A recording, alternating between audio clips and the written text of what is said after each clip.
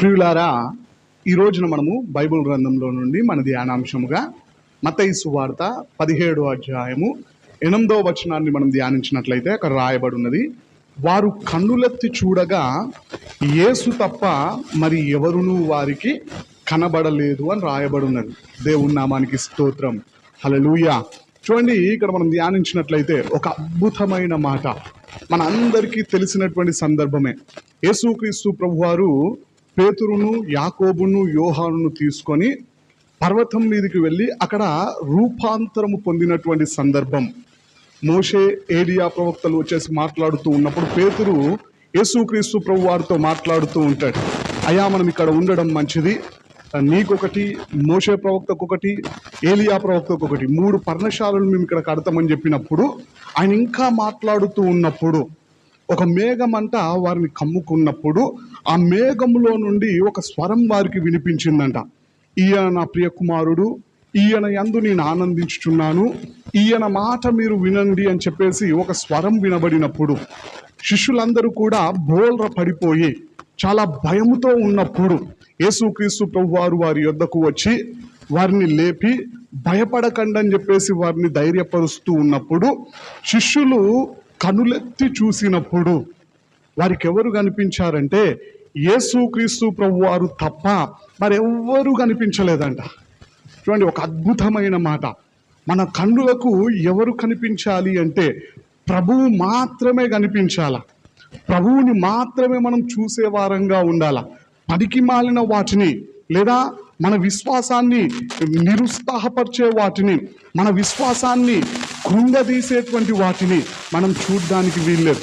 దేవునికి విరుద్ధమైన వాటిని మనం చూడ్డానికి వీల్లేదు. మనందరికీ తెలిసినటువంటి మరొక సందర్భమే, పేతురు యేసు ప్రభువారు నీళ్ల మీద నడుస్తూ వచ్చినప్పుడు, ప్రభువా నీవే అయితే నేను కూడా నీళ్ల మీద నడిచి నీ యొద్దకు రావడానికి నాకు సెలవిమ్ము అని చెప్పేసి ప్రభువుని అడిగినప్పుడు, సరే రమ్మని ప్రభువారు చెప్పినప్పుడు యేసుక్రీస్తు ప్రభువారిని చూసినంత వరకు పేతురు నీళ్ల మీద నడిచినట్టుగా మనకు కనిపిస్తూ ఉంటుంది.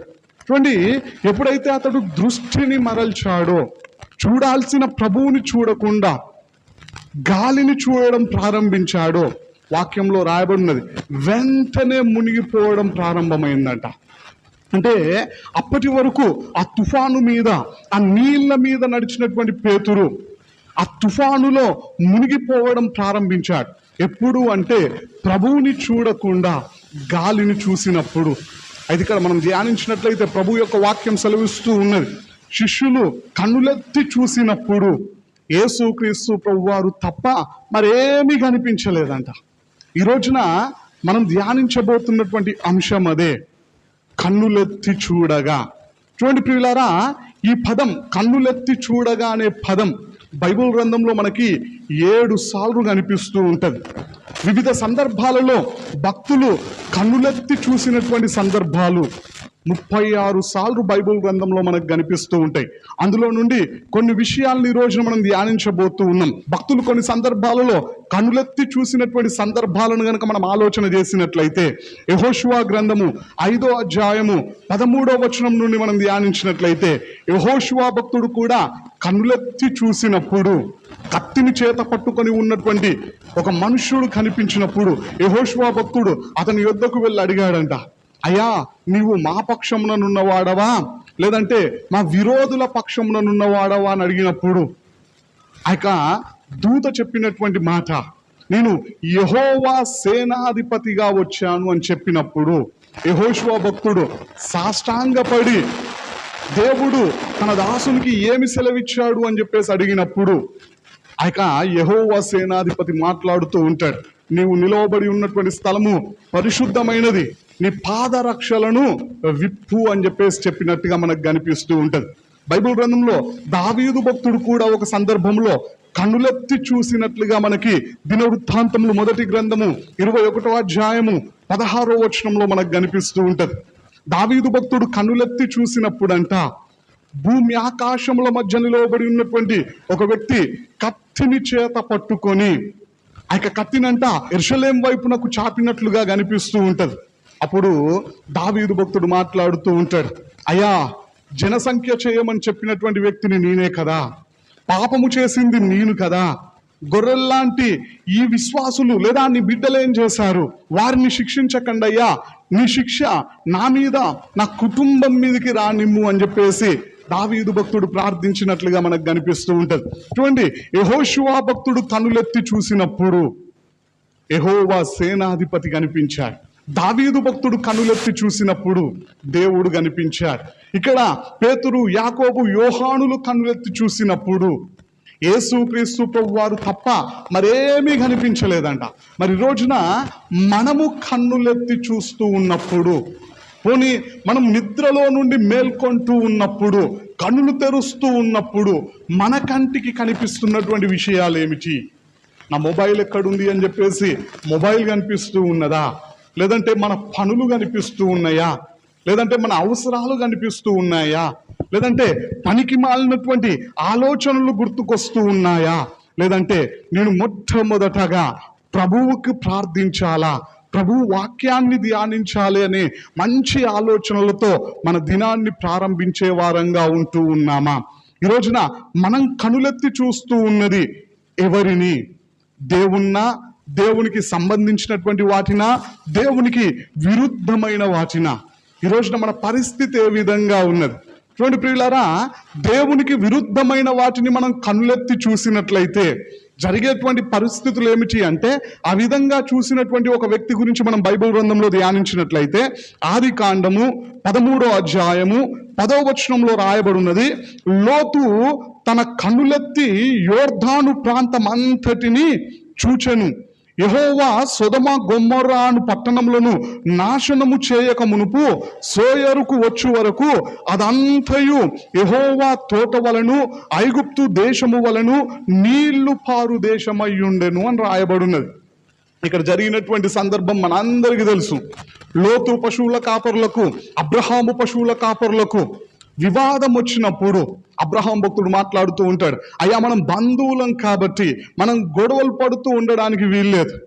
నువ్వు కుడి ప్రక్కకు వెళ్ళినట్లయితే నేను ఎడమ ప్రక్కకు వెళ్ళిపోతా, నువ్వు ఒకవేళ ఎడమ ప్రక్కకు వెళ్ళినట్లయితే నేను కుడి ప్రక్కకు వెళ్ళిపోతా. చాయిస్ నీకే ఇస్తూ ఉన్నా, నువ్వు ఏ చోటకు వెళ్ళాలనుకుంటే ఆ చోటకు వెళ్ళు, నీకు నచ్చిన ప్రాంతాన్ని నువ్వు ఎన్నుకో అని చెప్పేసి లోతు భక్తునికి అవకాశం ఇచ్చినప్పుడు, అయ్యా గొడవ వచ్చింది, మన పశువుల కాపర్లకి మనం వారికి సర్ది చెప్పుకుంటే సరిపోతుంది, వారిని ఒకసారి హెచ్చరిస్తే సరిపోతుంది, మనందరం కలిసే ఉందామని చెప్పడానికి బదులుగా లోతు భక్తుడు చేసినటువంటి పని ఏంటిది అంటే, విశ్వాసంతో ఉన్నటువంటి అబ్రహామునకు వేరై వెళ్ళిపోవడానికి తన హృదయమును దృఢపరుచుకొని దేవునికి ప్రార్థించి కూడా నిర్ణయం తీసుకోలేదండి. ఆయన కన్నులెత్తి సొదొమ గొమొర్రా ప్రాంతాలను చూస్తూ ఉన్నాడంట. ఆ ప్రాంతాలు ఏ విధంగా ఉన్నాయి, లేదా ఆ ప్రాంతవాసులు ఆ ప్రాంతానికి పెట్టుకున్నటువంటి పేర్లు ఏ విధంగా ఉన్నాయి అంటే అక్కడ రాయబడి ఉన్నది యెహోవా తోటలాగున్నదంట.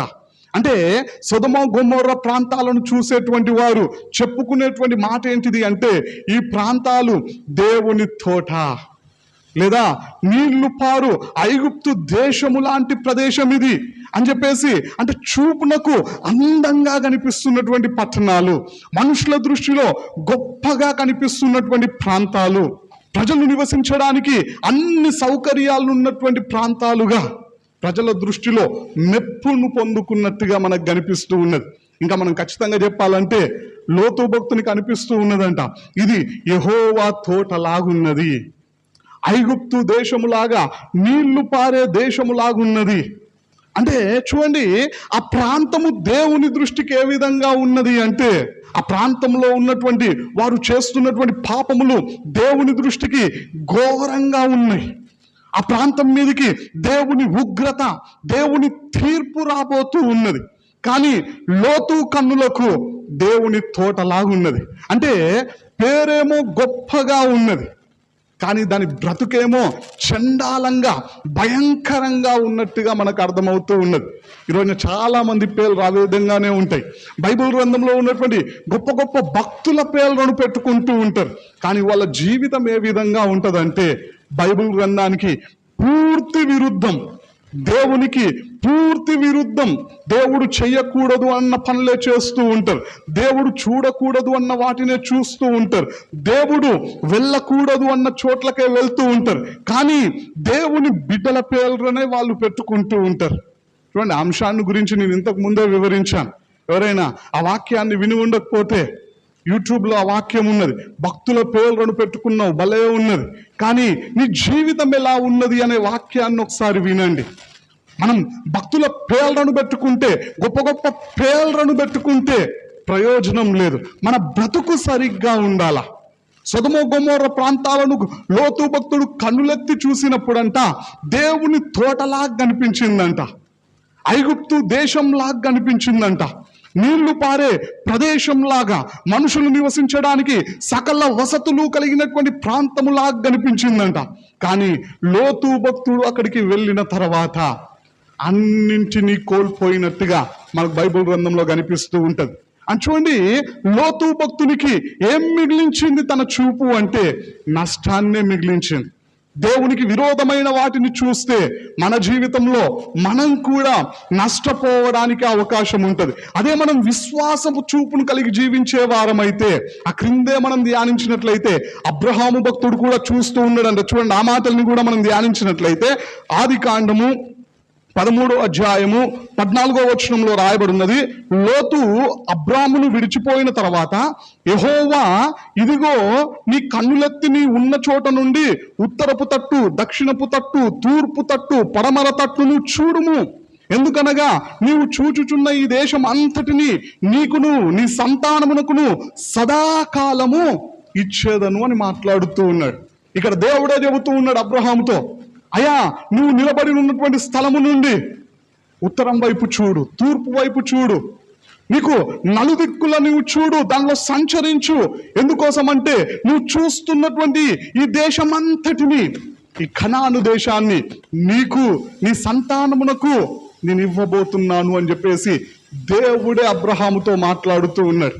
చూడండి, సాక్షాత్తు సృష్టికర్త అయిన దేవుడే ఒక దేశాన్ని చూడు, ఆ దేశము నీకు నీ సంతానానికి నేను ఇవ్వబోతున్నాను అని చెప్పినప్పుడు అబ్రహాం అంట దేని మీద ఆశ పెట్టుకొని జీవించాడు, దేని మీద తన దృష్టిని నిలుపుకున్నాడు అని మనం ఆలోచన చేసినట్లయితే హెబ్రీయులకు రాసినటువంటి పత్రిక 11వ అధ్యాయము 8వ వచనం నుండి మనం ధ్యానించినట్లయితే అక్కడ మనకు అందరికీ తెలిసినటువంటి మాటలే రాయబడినాయి. చూడండి, ఆ మాటల్ని మనం ఒకసారి ధ్యానించినట్లయితే, అబ్రహాము పిలువబడినప్పుడు విశ్వాసమును బట్టి ఆ పిలుపునకు లోబడి తాను స్వాస్యముగా పొందనై ఉన్న ప్రదేశమునకు బయలు వెళ్ళను, మరియు ఎక్కడికి వెళ్ళవలనో అది ఎరుగక బయలు వెళ్ళను.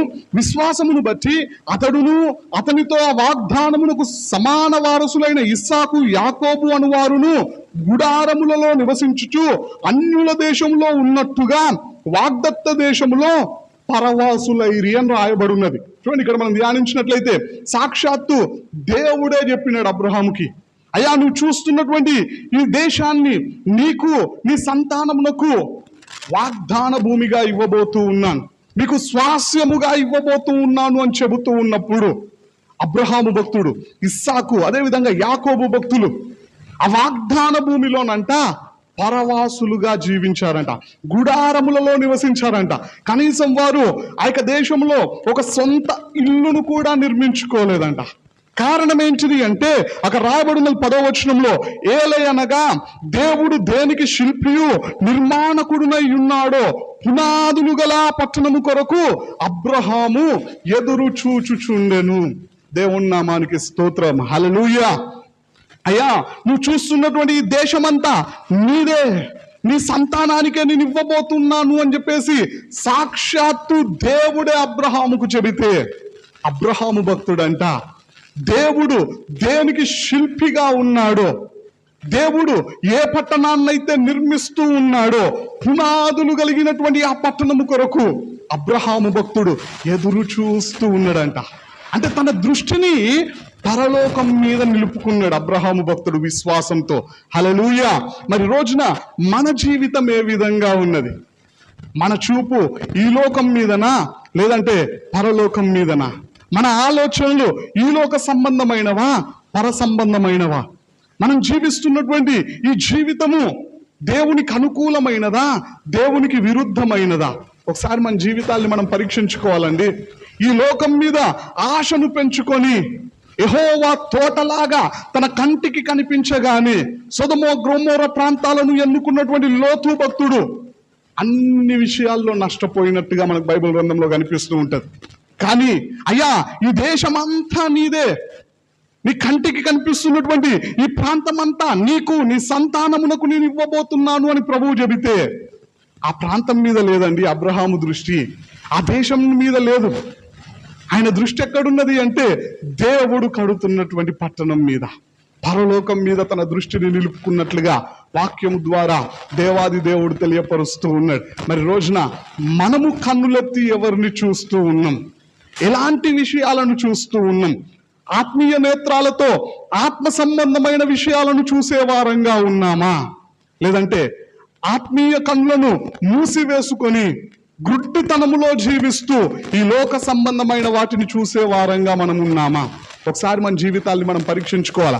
బైబిల్ గ్రంథంలో ఇస్సాకు భక్తుడు కూడా కనులెత్తి చూసినటువంటి ఒక సందర్భాన్ని మనం ధ్యానించినట్లయితే చూడండి, ఆ మాటలు మనకి ఆదికాండము 24వ అధ్యాయము 63వ వచనం నుండి మనం ధ్యానించినట్లయితే అక్కడ రాయబడి ఉన్నది, సాయంకాలమున ఇస్సాకు పొలములో ధ్యానింప బయలు వెళ్ళి కనులెత్తి చూచినప్పుడు వంటలు వస్తూ ఉన్నాయంట.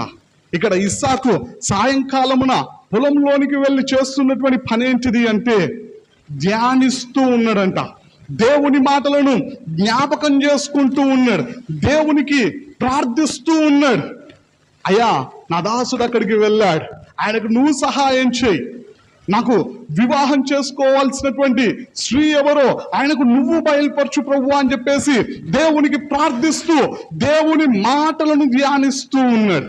ఇక్కడ ఒక అద్భుతమైన మాట ఇస్సాకు గురించి చెప్పబడుతూ ఉన్నది. ఆయన ప్రతిరోజు సాయంకాలమున దేవుని మాటలు ధ్యానించే వ్యక్తిగా ఉన్నాడు.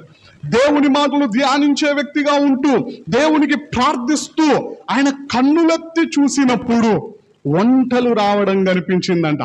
అంటే ఆ వంటల మీద ఎవరు వస్తూ ఉన్నారు అంటే ఆ క్రింది వచనాల్లో మనం ధ్యానించినట్లయితే రిబ్కా వస్తూ ఉన్నట్లుగా మనకు కనిపిస్తూ ఉన్నది. అంటే ఆయన ప్రార్థనలకు జవాబు వస్తూ ఉన్నది. దేవుని నామానికి స్తోత్రం, హల్లెలూయా. ఇస్సాకు భక్తుడు కన్నులెత్తి చూసినప్పుడు ఆయన చేసినటువంటి ప్రార్థనలకు దేవుడు వంటల మీద జవాబును పంపిస్తూ ఉన్నాడు.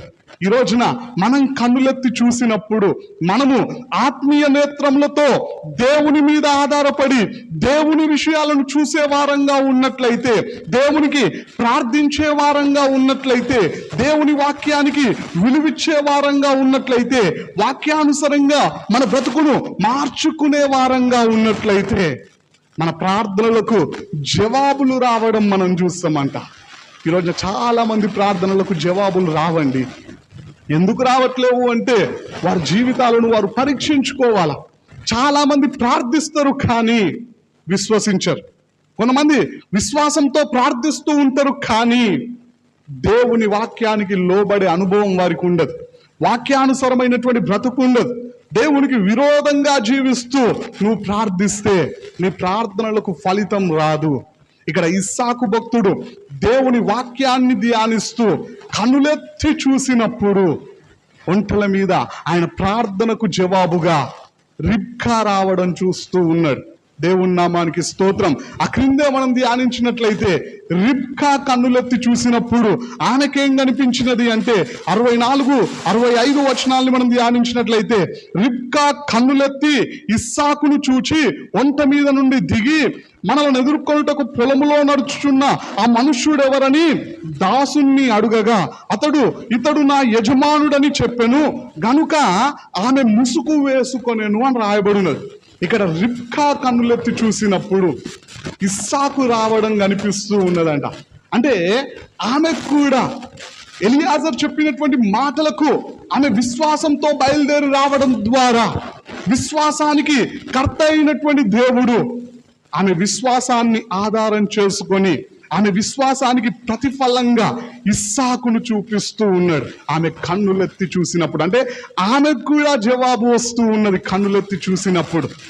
ఈ రోజున మనం ప్రార్థిస్తూ ఉన్నప్పుడు మన ప్రార్థనలకు జవాబులను పొందుకునే వారంగా ఉన్నామా? మన ప్రార్థనలకు జవాబులను మనం చూడగలుగుతూ ఉన్నామా? జవాబులను చూడలేని స్థితిలో ఉన్నామా? ఇక్కడ ఇస్సాకు తన ప్రార్థనలకు జవాబుగా ఒంటల మీద రిబ్కా రావడాన్ని చూస్తూ ఉన్నాడు. రిబ్కా తన విశ్వాసానికి సూచనగా లేదా తన నిరీక్షణకు గుర్తుగా ఇస్సాకు కనిపిస్తూ ఉన్నాడు. ఈ రోజున మరి మన ప్రార్థనలకు ప్రతిఫలంగా దేవుడిచ్చేటువంటి జవాబులను మనం చూడగలుగుతూ ఉన్నామా? ఒకసారి మన జీవితాన్ని మనం పరీక్షించుకోవాలి.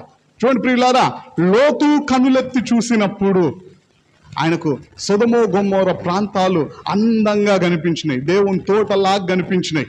అదే అబ్రహాముతో దేవుడే, అయ్యా నువ్వు చూస్తున్నటువంటి ఈ దేశం మొత్తాన్ని నీకు ఇవ్వబోతున్నా అని చెబితే అబ్రహాము భక్తుడంట దేవుడు కడుతున్నటువంటి పరలోకం మీద తన దృష్టిని నిలిపి దానికోసమే ఎదురు చూసినట్లుగా మనకు కనిపిస్తూ ఉన్నది. ఇక్కడ ఇస్సాకు భక్తుడు కన్నులెత్తి చూసినప్పుడు తన ప్రార్థనలకు జవాబుగా రిబ్కా రావడం కనిపిస్తూ ఉన్నది. మరొక సందర్భాన్ని మనం ధ్యానించినట్లయితే కొత్త నిబంధనలో కూడా కొందరు కనులెత్తి చూసినట్టుగా మనకు కనిపిస్తూ ఉంటది. అందులో ఒక సందర్భాన్ని మనం ఆలోచన చేసినట్లయితే మార్కు సువార్త 16వ అధ్యాయం 4వ వచనంలో రాయబడినది, వారు వచ్చి కనులెత్తి చూడగా రాయి పొల్రింపబడి ఉండుట చూచిరి, ఆ రాయి ఎంతో పెద్దది అని రాయబడి ఉన్నది. ఇక్కడ మనం ధ్యానించినట్లయితే యేసుక్రీస్తు ప్రభువారు మరణించిన తర్వాత, విశ్రాంతి దినం గతించిన తర్వాత మగ్దలేనే మరియా, అదేవిధంగా యాకోబు తల్లి అయినటువంటి మరియా, అదేవిధంగా సలోమి అనబడినటువంటి ముగ్గురు స్త్రీలు సుగంధ ద్రవ్యములు తీసుకొని యేసుక్రీస్తు ప్రభువారిని ఉంచినటువంటి సమాధి యొద్దకు వచ్చారంట.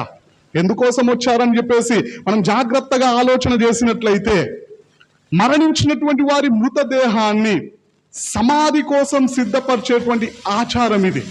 అందుకే వారు సుగంధ ద్రవ్యాలను తీసుకొని వచ్చినట్టుగా మనకు కనిపిస్తూ ఉంటది. యేసుక్రీస్తు ప్రభువారు అంతకు ముందే ఆయన సజీవంగా ఉన్నప్పుడే 3 సార్లు శిష్యులతో చెప్పాడు, అయ్యా మనుష్య కుమారుడు మరణించిన తర్వాత 3వ రోజున మళ్ళీ సజీవంగా లేస్తాడని చెబితే వారు బహుశా ఆ మాటల్ని నమ్మలేని స్థితిలో ఉండి సుగంధ ద్రవ్యాలను తీసుకొని వచ్చి వాళ్ళ ఆచార ప్రకారం సమాధి కోసం సిద్ధపరచడానికి వారు వస్తూ ఉన్నప్పుడు ఆలోచిస్తూ ఉన్నారంట, మన కోసం సమాధికి అడ్డుగా ఉంచినటువంటి ఆ పెద్ద రాయిని, అది ఎంత వెయిట్ ఉంటది అంటే శాస్త్రవేత్తల లెక్క ప్రకారం 2 టన్నుల బరువు ఉంటదంట. అంత పెద్దదైనటువంటి ఆ రాయిని ఎవరు తొలగిస్తారు అని చెప్పేసి వారు మాట్లాడుకుంటూ సమాధి యొద్దకు వచ్చి కన్నులెత్తి చూసినప్పుడు ఆ 2 టన్నుల బరువైనటువంటి రాయి సమాధికి అడ్డుగా లేదంట. వారు కన్నులెత్తి చూసినప్పుడు జరిగినటువంటి పరిస్థితులు అక్కడ దేవుడు తెలియపరుస్తూ ఉన్నాడు. రాయి పొల్రింపబడి ఉండుట చూచిరి అని రాయబడి ఉన్నది. ఆ రాయి పొల్రింపబడి సమాధి తెరవబడి ఉండటం చూశారంట. దేవుని నామానికి స్తోత్రం, హల్లెలూయా.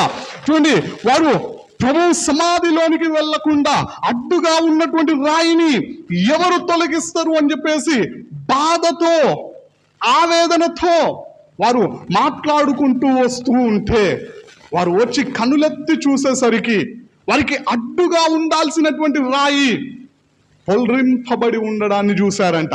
ఈ రోజున మన జీవితంలో లేదా నీ జీవితంలో నిన్ను బాధిస్తున్నటువంటి సమస్య, నిన్ను వేధిస్తున్నటువంటి సమస్య ఏంటిది? వీరి జీవితంలో ఆ రాయి వారికి ఎంతో ఆవేదనకు గురి చేసినది. ప్రభువు వారికి సుగంధ ద్రవ్యములను పూయలేమేమో అని చెప్పేసి ఆందోళనకు వారిని గురి చేసినది. కానీ వాళ్ళు లోపలికి వెళ్ళిన తర్వాత దేవదూతలు అక్కడ మాట్లాడుతూ ఉంటారు, సజీవుడైన వారిని మీరెందుకు సమాధులలో వెతుకుతూ ఉన్నారు? ఆయన ఆల్రెడీ లేచి ఉన్నాడు అని చెప్పినప్పుడు వారు సంతోషంతో పరిగెత్తుకొని వెళ్ళారు. కానీ అక్కడికి రాకముందు ఆ రాయి పొల్రింపబడి ఉండడం చూడకముందు వారు బాధకు గురైనారు, ఆవేదనకు గురైనారు, దుఃఖానికి గురైనారు. ఈ రోజున ఆ రాయి నీ జీవితంలో ఏమిటి?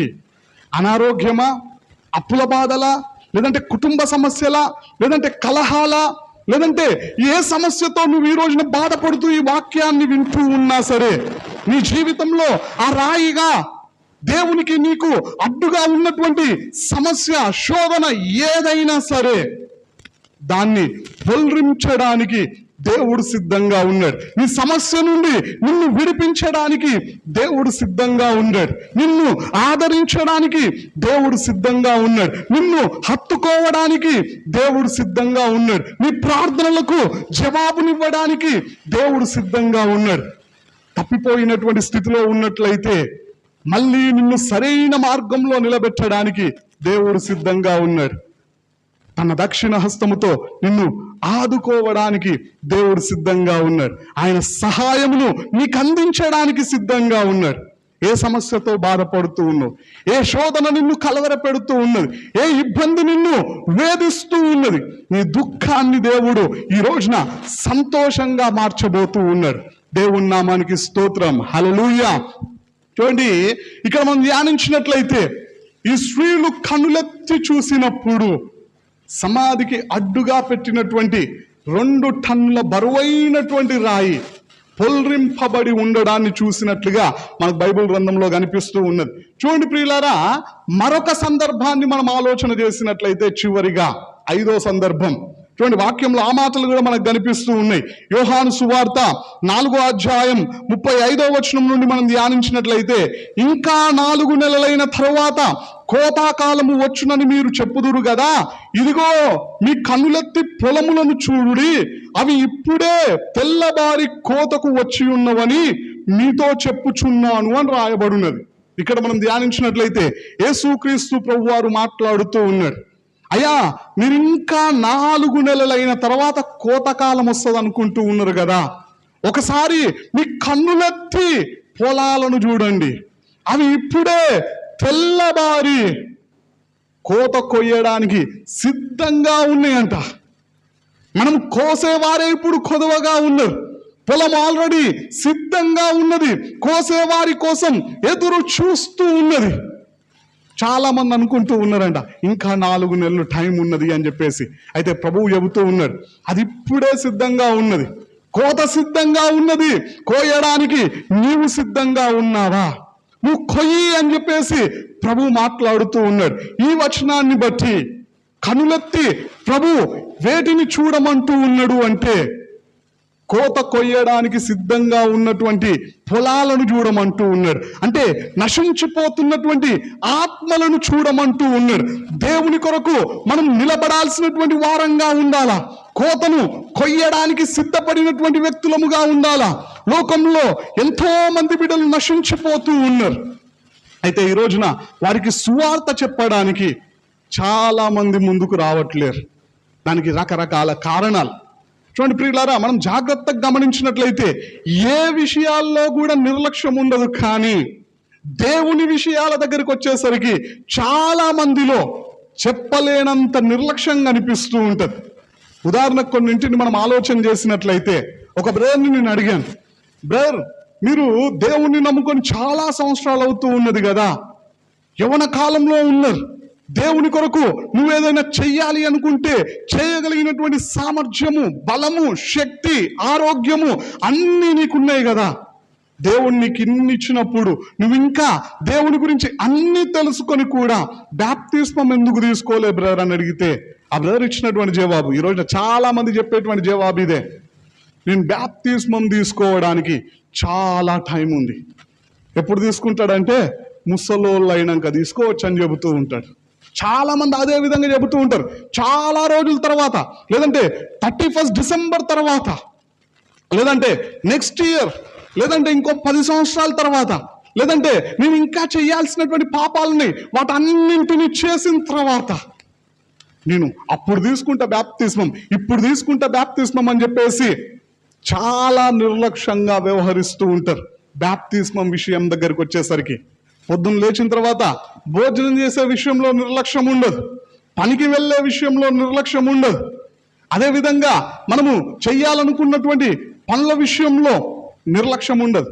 కానీ దేని విషయంలో నిర్లక్ష్యం ఉంటుంది అంటే, ప్రార్థన దగ్గరికి వచ్చేసరికి ఈరోజు వద్దులే రేపు చేసుకోవచ్చు, తెల్లారగానే ప్రార్థన చేసుకుంటా అనుకుంటారు, తెల్లారి లేవగానే సాయంత్రం చేసుకుంటా అనుకుంటారు. అంటే ప్రార్థన విషయంలో చాలా మంది నిర్లక్ష్యం, పరిచర్య చేసే విషయంలో నిర్లక్ష్యం, దేవుని మందిరానికి వచ్చే విషయంలో నిర్లక్ష్యం, దేవుని మాటలను వినే విషయంలో కొంతమంది నిర్లక్ష్యంగా వ్యవహరిస్తూ ఉంటారు. కొంతమంది జాగ్రత్తగా శ్రద్ధగా వింటారు, కానీ విన్న మాటలకు లోబడే విషయంలో కూడా నిర్లక్ష్యంగా వ్యవహరిస్తూ ఉంటారు.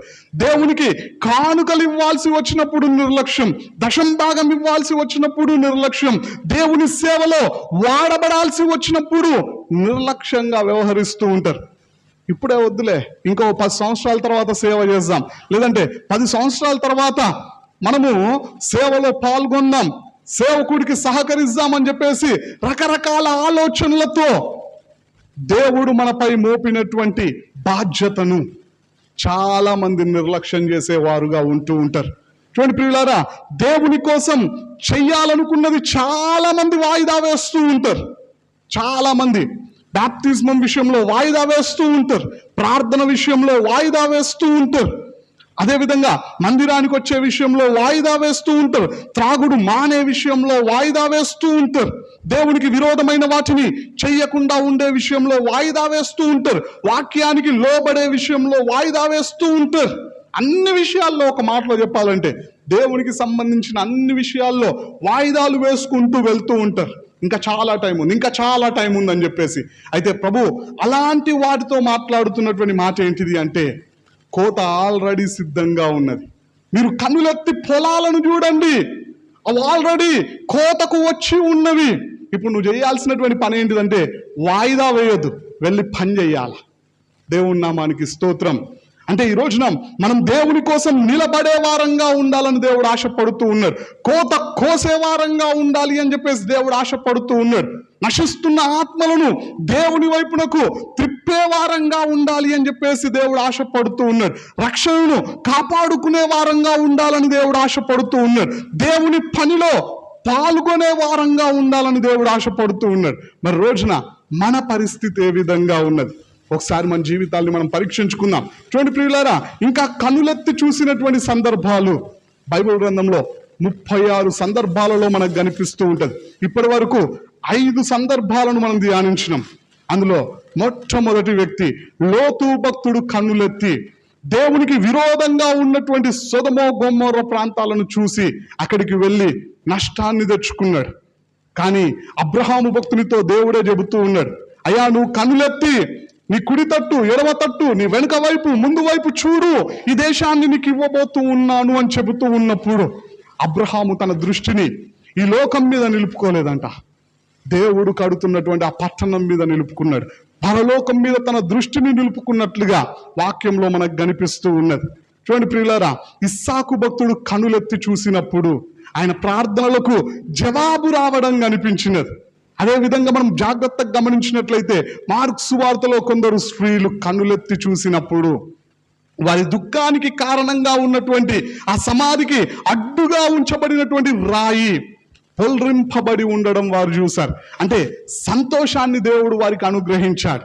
అదేవిధంగా ఇక్కడ ప్రభువు మనతో మాట్లాడుతూ ఉన్నాడు, మీరు కన్నులెత్తి కోతకు సిద్ధంగా ఉన్నటువంటి పొలాలను చూడండి, మీరు వెళ్ళి పని చేయండి అని ప్రభువు మాట్లాడుతూ ఉన్నాడు. కాబట్టి మనందరం ప్రభువు కోరుకున్న విధంగా జీవించే వారంగా ఉందాం, ప్రభువు పని చేసే వారంగా మన బ్రతుకును మార్చుకుందాం, ప్రభువు యొక్క సహాయాన్ని పొందుకుందాం, ప్రభువు రాకడకి మనందరం సిద్ధపడదాం. ఈ కొద్ది వాక్యాన్ని దేవుడు దీవించునుగాక. ఆమేన్.